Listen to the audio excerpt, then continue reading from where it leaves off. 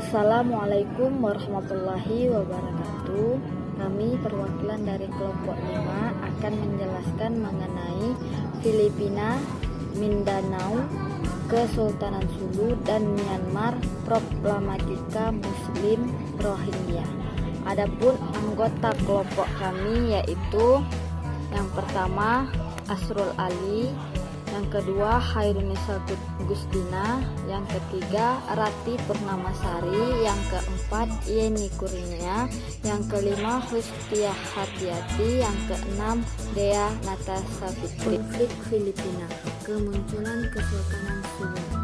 Kesultanan Sulu didirikan oleh Sultan Syariful Hasim pada tahun 1457. Kesultanan itu didirikan setelah pernikahannya dengan Dayang-Dayang Parangsuli, putri dari Datuk Raja Baginda, seorang ulama asal Minangkabau pada 1450. Pada masa pemerintahannya, Sultan Syariful Hasim membuat undang-undang pertama untuk Sulu yang dinamakan Diwan, yang berdasarkan pada Al-Quran. Ia membentuk lembaga-lembaga politik kesultanan dan menguatkan Islam sebagai agama negara. Pada perkembangannya, kesultanan ini menjadi salah satu kekuatan penting di Kepulauan Filipina karena perdagangannya yang dominan di kawasan tersebut. Pusat perdagangan Sulu adalah di Pulau Sulu dan mempunyai jaringan hingga ke Malaka, Sumatera, dan Jawa. Sabah sendiri merupakan wilayah strategis yang sebelumnya menjadi salah satu wilayah Kesultanan Brunei. Akan tetapi, wilayah itu kemudian dihadiahkan ke Sultan Sulu. Setelah Kesultanan Sulu berhasil membantu memadamkan pemberontakan di wilayah Brunei pada 1700. Selanjutnya, kolonialisasi dan penghapusan kedaulatan Kesultanan Sulu. Pada tahun 1851, wilayah Jolo dan Mindanao telah diakuisisi oleh Spanyol dan digabungkan dengan wilayah Filipina. Setelah itu, Spanyol menguasai Filipina lebih dari 3 abad. Namun kekuasaan itu akhirnya dikalahkan oleh kekuatan kolonial Amerika melalui strategi licik dan perang untuk menjajah Filipina. Kemenangan itu mengantarkan kepada kesempatan antara dua kekuatan kolonial pada tahun 1898 yang dikenal sebagai Perjanjian Paris. Melalui perjanjian ini, Spanyol menyatakan perang dan menyerahkan seluruh kekuasaan atas Filipina kepada Amerika Serikat. Namun perjanjian itu tidak mempengaruhi kepemilikan dan kedaulatan Inggris atas Sabah. Usaha Kesultanan Sulu merebut kembali Sabah. Kematian Sultan Jamalul Kiram II pada tahun 1936 dan penghapusan Kesultanan Sulu juga menandai fase baru bagi gerakan Kesultanan Sulu melalui para pewaris dan pengikutnya. Pada titik ini, meskipun Kesultanan tidak lagi diakui oleh pemerintah Filipina, ia masih bertahan karena kesadaran ingatan kolektif, sejarah, dan rasa memiliki.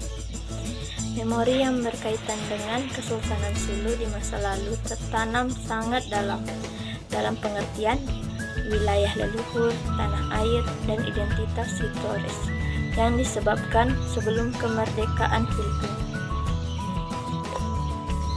Perjuangan berat Kesultanan Sulu dalam mempertahankan Sabah dan menentang pembentukan negara-negara Malaysia dimulai ketika Tengku Abdurrahman membantu pengumuman resmi pada 27 Mei 1961 mengenai rencana Malaysia yang melibatkan gabungan negara-negara yaitu Federasi Malaya, Sabah, Sarawak, Singapura, dan Brunei. Baik, di sini saya akan menjelaskan tentang kemunculan kembali koneksi Sabah dan koneksi dengan Moro. Pada tahun 2008, atas sebuah inisiatif oleh Nur Miswari, seorang pemimpin Front Pembebasan Nasional Moro atau MNLF, klaim atas wilayah Sabah mulai diserukan kembali, bahkan hingga ke Mahkamah Internasional atau ICJ. Namun, Pemerintah Malaysia tidak begitu menanggapi isu tersebut. Baru pada tahun 2013, Sultan Sulu mulai secara terang-terangan mengklaim wilayah Sabah. Klaim Sulu atas Sabah mempunyai keterkaitan dengan perundingan antara Filipina dengan Moro National Liberation Front atau MNLF. Perundingan yang dimediasi oleh Malaysia pada Oktober 2012 lalu menghasilkan keputusan bahwa Mindanao termasuk juga Sulu sebagai wilayah otonomi dan diberikan sebagian besar wilayah untuk dikelola secara independen oleh Mindanao. Kesepakatan tersebut menyebabkan Kesultanan Sulu yang terletak di Filipina bagian selatan tidak mendapatkan lahan lagi. Assalamualaikum warahmatullahi wabarakatuh. Saya di sini menjelaskan bagian konflik Myanmar, problematika Rohingya. Konflik yang terjadi di Myanmar melibatkan dua etnis, yakni etnis Rohingya sebagai minoritas dan etnis Rakhine sebagai mayoritas. Konflik ini bisa dibilang tidak bisa dipisahkan dari faktor sejarah. Kata Rohingya sendiri berasal dari Rohang yang merupakan nama lama dari negara bagian Arakan. Sementara Arakan dulunya merupakan sebuah negara independen yang pernah dikuasai secara bergantian oleh orang Hindu, Buddha, dan Islam. Pengaruh Islam mulai masuk ke wilayah Arakan pada tahun 1203 Masehi dan pada akhir 1440 Masehi Arakan resmi menjadi sebuah negara muslim yang ditandai dengan perjanjian Yandabo yang menyebabkan Burma, Arakan, dan Tenasserim dimasukkan ke wilayah British India. Selama 350 tahun kerajaan muslim berdiri di Arakan dan umat Islam hidup dengan tenang.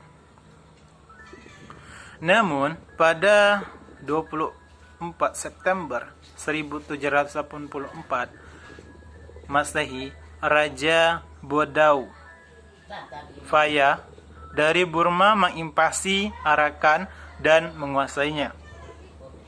Pada tahun 1824 sampai 1826, Perang Anglo-Burma pertama kali pecah. Lalu pada tahun 1935 diputuskan bahwa Burma terpisah dari British India, tepatnya mulai tanggal 1 April 1937. Melalui keputusan ini pula digabungkan Arakan menjadi bagian dari British Burma. Selanjutnya saya akan menjelaskan bagian materi tentang penyebab konflik Rohingya. Penyebab konflik di Provinsi Rakhine yang melibatkan etnis Rakhine dan Rohingya disebabkan oleh banyak faktor, di antaranya sebagai berikut. 1. Pemerkosaan Matidah Hatwe. Pemicu konflik mulai terjadi pada saat aparat pemerintah melakukan penahanan 3 tersangka atas pembunuhan seorang gadis yang bekerja sebagai tukang jahit dari etnis Rakhine, Matudah Hitwe 27 tahun, Putri U Ahlalin dari perkampungan Tak Yechaung, Desa Kaukinlimau, Yanbe. 2. Warga Rohingya etnis Bengali tidak diakui sebagai penduduk asli Myanmar. Adanya Undang-Undang Kewarganegaraan tahun 1982 yang menjadikan warga Rohingya etnis Bengali tidak diakui kewarganegaraannya, membuat nasib mereka penuh dengan ketidakpastian. Bahkan mereka sering mendapatkan perilaku sadis dari junta militer Myanmar, seperti penjarahan, pembakaran hidup-hidup, pengrusakan tempat tinggal, rumah ibadah, pemerkosaan, dan pembunuhan secara sewenang-wenang melalui operasi Nagamin tahun 1950. Yang ketiga, diskriminasi budaya oleh pemerintah. Penduduk Myanmar tidak pernah mengakui warga Rohingya etnis Bengali sebagai etnis. Mereka menganggap Muslim Arakan, Muslim Burma, atau Bengal dari Burma adalah nama-nama yang disematkan kepada Rohingya sebagai bahan ejekan. Tidak hanya pemerintah Burma yang mengintimidasi mereka, tetapi juga junta militer pun menggembar-gemborkan gerakan anti-Islam di kalangan masyarakat Buddha Rohingya dan penduduk Burma sebagai bagian dari kampanye memusuhi Rohingya.